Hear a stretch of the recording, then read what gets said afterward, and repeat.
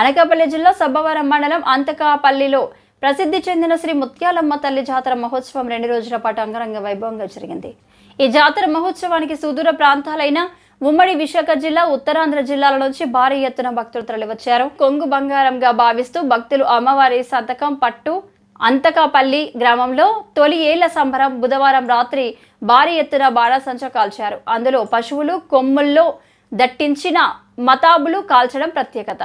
అమ్మవారి పూల రథం పురవీధుల్లో ఊరేగింపు వేళ గరగలు తిరిగే పూజారులు కాగడాలతో ప్రదర్శన చేస్తుండగా పలువురు మహిళా భక్తులు అమ్మవారి ఘటాలను మోసి చీరలు మొక్కు సమర్పించడం ఆనదిగా వస్తున్న సాంప్రదాయం.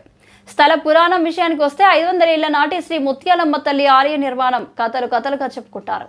అంతకాపల్లి గ్రామానికి సుమారు 3 కిలోమీటర్ల దూరంలో అమ్మవారు వెలిసింది. అప్పటి నుంచి ప్రతి ఏటా గ్రామస్తులు అమ్మవారి జాతరను ఎంతో భక్తి శ్రద్ధలతో చేస్తారు.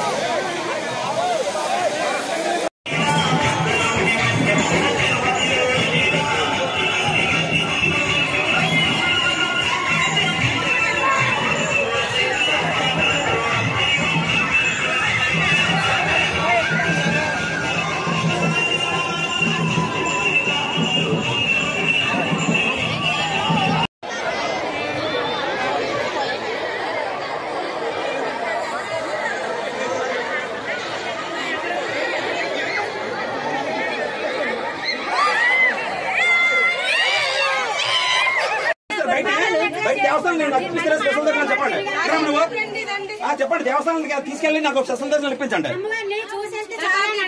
ఏమో జనాలకు ఏమైనా అదృష్టం పెట్టేమో ఇంకానేమో దగ్గరుండి ఇంకా అన్ని చేస్తూ